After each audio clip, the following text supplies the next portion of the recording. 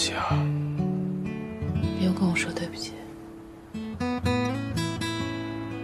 之前我跟你说我丢了10几万的时候，你没说话，中午也没来，我也不知道你在干什么。我吃完饭一个人爬起来洗碗，那时候觉得头特别晕。你在照顾小韩的时候，应该没有让他洗过碗吧？要是他跟你说他丢了10万，你一定会跟他说，没关系，交给你，对不对？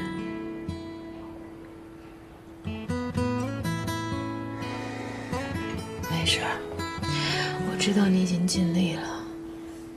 反正明天我就要出院了，你也不用照顾我，去照顾小韩去吧。你要在这儿啊，我也好不了。我也不想再晕倒在大街上了。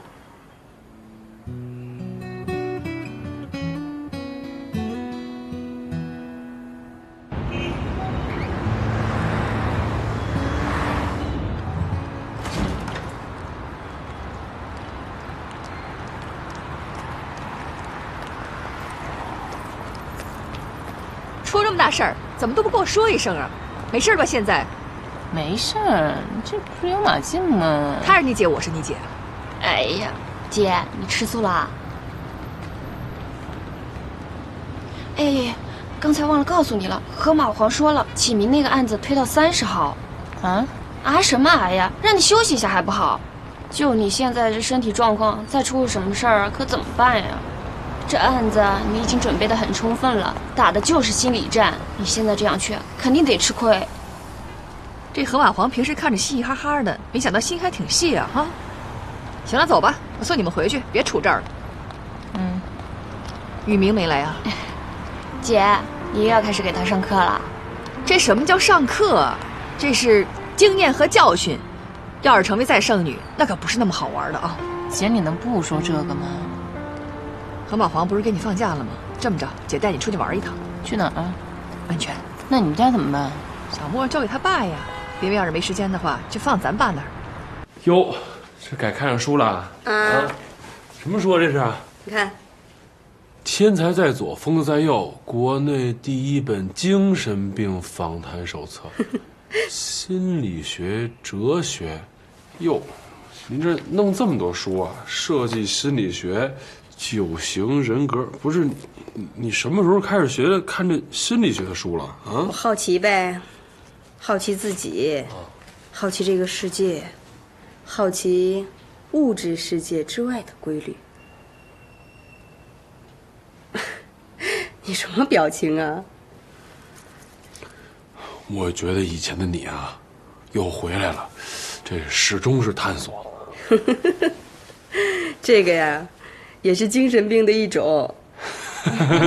对你说的，行，看到你这样啊，我就放心多了。你过来看我，不耽误工作啊？耽误也得来看你啊。不对呀，我看你这样，好像有什么事儿吧？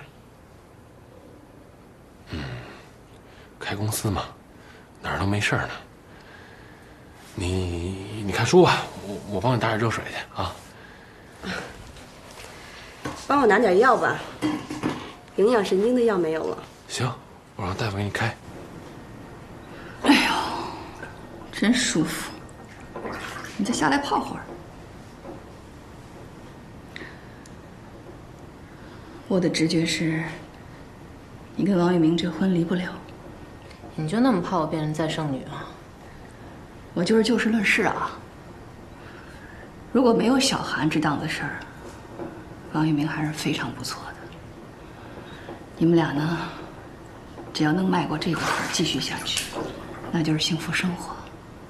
除非你不想再结婚了，想一个人过，但这也不现实，对吧？你也说了，要是没有小韩这事儿，我跟你小韩这事儿就已经摆在了，你觉得这坎我能迈过去吗？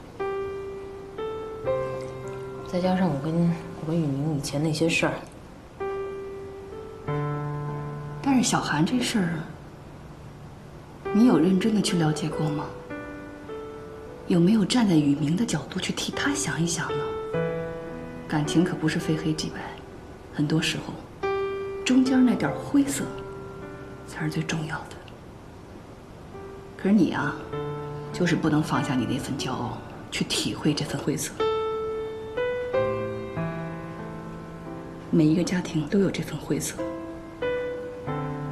我越来越觉得，婚姻真的不在于完美的开始，而在于完美的坚持。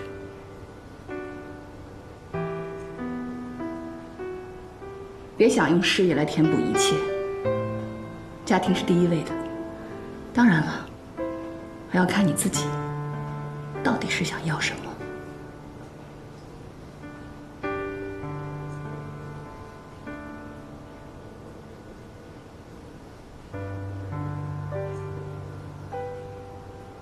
我想妈了，长那么大，我就没见过她，在我心里一点印象都没有。周围那些女朋友，每个人生活遇到问题，谈恋爱、结婚，都有我的妈妈在旁边陪着，帮他们支招。王小丫也是，就我没有，都是你在当妈吧？我对妈一点印象都没有，就看过她的照片，知道这是我妈。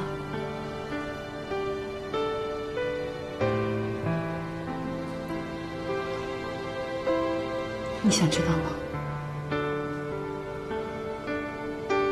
你不是说你不知道吗？以前不知道，前2天在墓地偶然间听爸爸说到的。妈妈的忌日就是你的生日那天。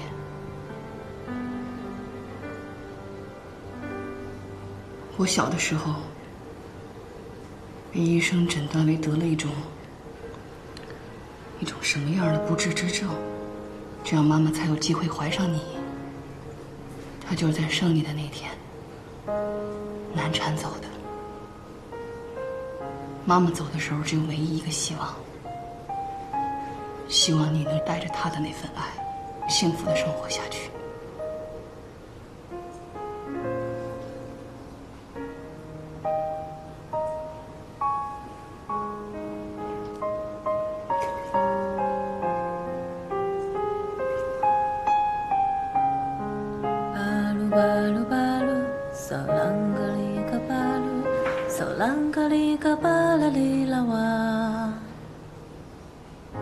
妈妈小时候教我的这首歌，你还记得呀？巴鲁巴鲁巴鲁，嗦啷个哩个巴鲁，嗦啷个哩啦巴啦哩啦哇。